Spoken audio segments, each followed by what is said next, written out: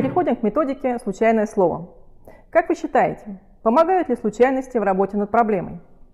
Были ли у вас в жизни ситуации, когда вы совершенно случайно находили решение задачи?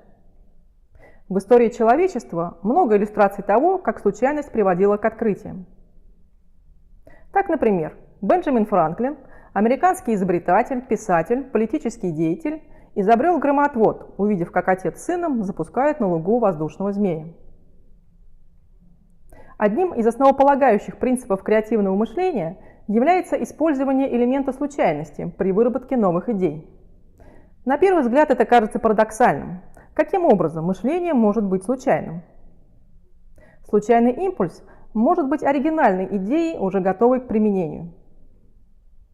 Но гораздо чаще он приводит к расширению нашего представления о проблеме, дает возможность взглянуть на проблему по-новому, расшатывает мыслительные стереотипы и привносит оригинальности.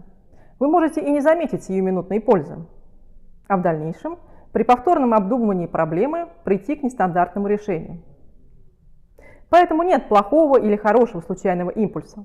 Все они предназначены в первую очередь, чтобы выбить нас из границ шаблонного мышления, помочь взглянуть на проблему по-новому. Эдвард де Банон, автор методики «Случайное слово», приводит такой пример основного отличия строго логического мышления от случайного появления идеи. Логически мы последовательно составляем цепочку из скрепок. Но есть и иной способ действий. Для этого надо каждую скрепку немного приоткрыть, настроиться на восприятие случайности, а затем сложить скрепки в коробку и некоторое время встряхивать ее, чтобы скрепки вступили во взаимодействие друг с другом. В итоге мы получим цепочку или сплетение цепочек, не предусмотренное заранее, и поэтому оригинальное.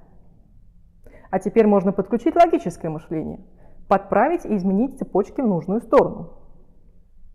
Если вам нужна крепкая и длинная цепочка, стройте ее шаг за шагом, по строго намеченному в голове плану. Нужна оригинальная цепочка, попробуйте применить случайность. Переходим к методике. Первый шаг. Определите свою задачу, то есть то, для чего вам нужны новые творческие идеи.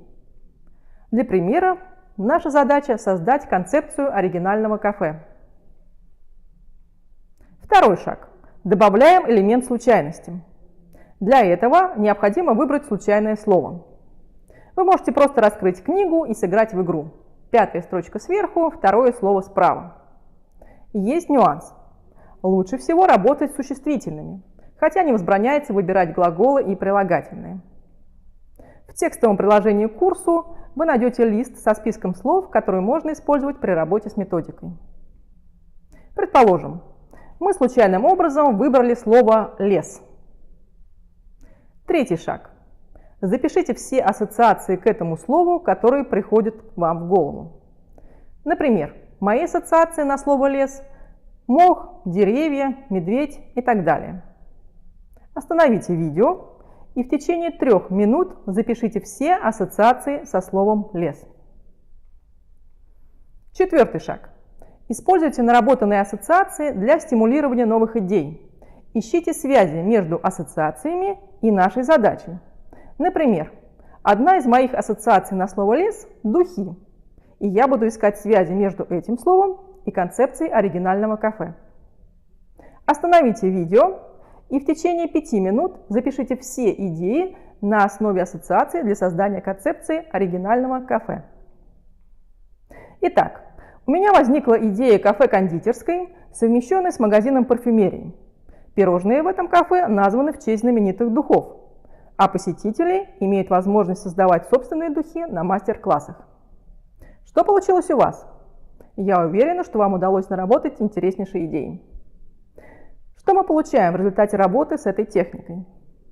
Новая идея может способствовать. Первое.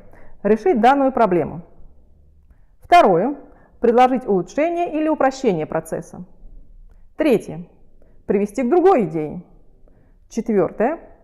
Открыть совершенно новое направление. И пятое. Определить новое значение данной идеи. В текстовом варианте вы найдете информацию о еще одном варианте работы с этой техникой. Удачи в работе с методикой!